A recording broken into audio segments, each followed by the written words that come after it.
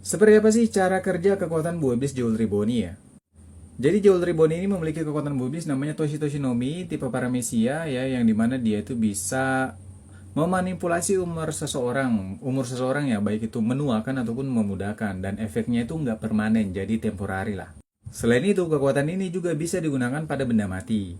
Jadi sebenarnya untuk base dari penggunaan Toshinomi itu cukup simpel, hanya saja mungkin belakangan ini cukup banyak pembaca itu yang kebingungan dengan konsep jurus dari Distorted Future ini ya. Sebenarnya paham aja sih sama Toshinominya, hanya saja ketika ada penggunaan kreasi kekuatan buah iblis yang lain, ini jadi hal yang membingungkan bagi beberapa orang. Pertama-tama untuk Distorted Future ini sendiri itu bukan pertama kali dimunculkan di chapter 1101, tapi pernah dimunculkan waktu si Jewelry Boni ini ngejar-ngejar Vegapunk ya. Jawaban ini sifatnya headcanon, jadi aku ngarang gitu ya, karena di dalam komik belum ada penjelasan detailnya, jadi kalian mungkin punya versi jawaban sendiri yang lebih kalian sukai. Jadi kalau menurutku jurus Distorted Future dari Toshinomi ini adalah salah satu kreasi dari kekuatan buah iblisnya, karena memang tipe Paramecia itu kreasinya banyak cuy. Nggak cuma Toshinomi yang kayak gini gitu ya.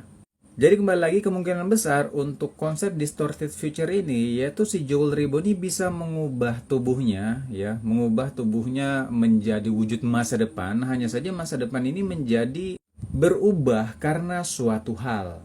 Misalnya jurus Distorted Future yang ini ya, dimana dia di sini itu di masa depan memiliki wujud yang besar lah ya, mirip-mirip Buccaneer. Bisa saja ini adalah wujud masa depan dari Jewelry Boni karena distorsi atau gangguan dari efek buah iblis Toshinomi. Makanya nama jurusnya Distorted Future ya kan, masa depan yang keganggu lah istilahnya gitu. Yang mana di masa depan aslinya tidak seperti inilah wujudnya Jewelry Boni. Begitu juga dalam wujud ini ya, dalam wujud ini itu jelas-jelas pada chapter tersebut si Jewelry Boni meminta wujud seperti Nika ya.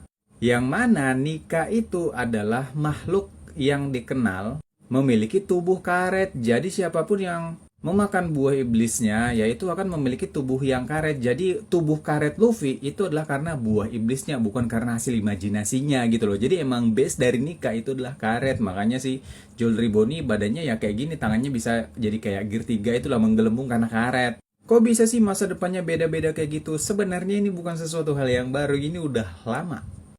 Di SBS itu Oda pernah memunculkan yang konsep kayak gini ya, konsep perbedaan timeline di masa depan. Contohnya ini yang di atas itu adalah timeline yang sewajarnya, sementara di bawah itu apabila terjadi sesuatu yang buruk ataupun masa depan yang tidak baik lah ya bagi para Straw Hat Pirates. Itu perbedaannya ya, yang atas sama yang bawah.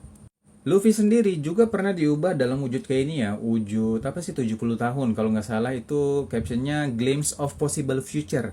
Jadi ini adalah sedikit tampilan Luffy di usia 70 tahun di salah satu kemungkinan masa depannya gitu loh.